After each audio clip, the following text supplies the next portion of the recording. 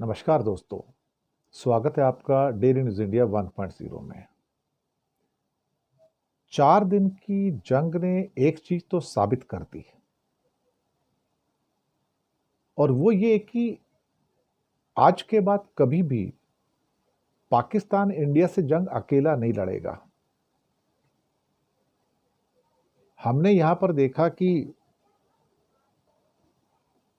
Directly तौर पर कुछ लेवल तक पाकिस्तान ने चीन का साथ प्राप्त किया, लेकिन अगर अगला युद्ध होगा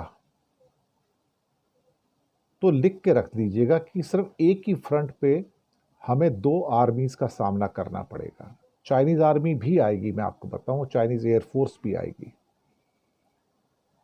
ये जायजा इसलिए मैं लेकर दे रहा हूं कि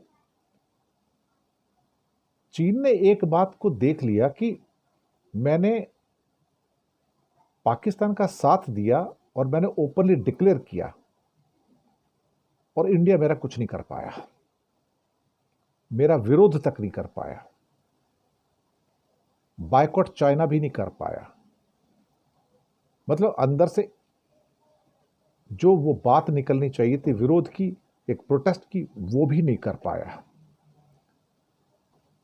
इस बात का ट्रेलर से पता लग गया कि 4 दिन को समझो ट्रेलर है, तो चीन को पता लग गया कि इंडिया मुझे प्रोटेस्ट नहीं कर सकता क्योंकि वो मेरे से माल इतना खरीदता है और कई माल ऐसा है जो दुनिया में उसे कहीं मिलता नहीं।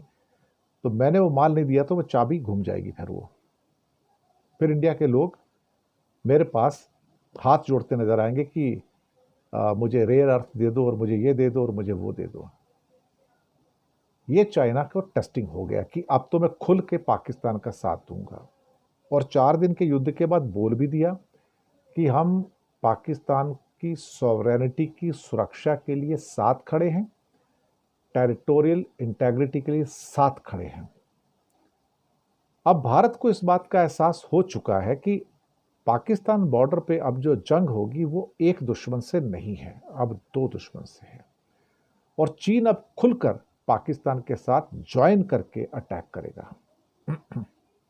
अभी तक तो पार्ट अटैक था, इसके बाद फुल अटैक होगा।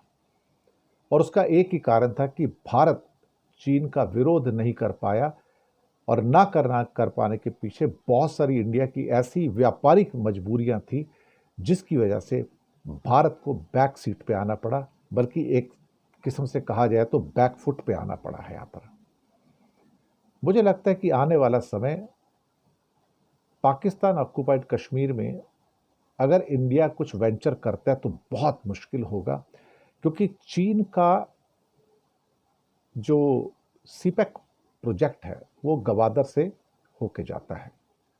गवादर का जो प्रोजेक्ट है उसका वो गिलगिट बाल्टिस्तान से होके जाता है और उसका पहले कहना है कि सीपेक प्रोजेक्ट पे हमला चीन पे हमला माना जाएगा। हालात इतने अच्छे नहीं है और मैं कई बार कह चुका हूं, अगर आपको पीओके का बड़ा हिस्सा जो कि 72,000 किलोमीटर का है, बाकी छोटा पीओके का एक और हिस्सा है 12,000 किलोमीटर का, मुजफ्फराबाद वाला हिस्सा है, तो 72,000 किलोमीटर को अगर हासिल करना है तो वहां पर जंग आपकी फिर भाई साहब पाकिस्तान से नहीं चीन से ही होगी।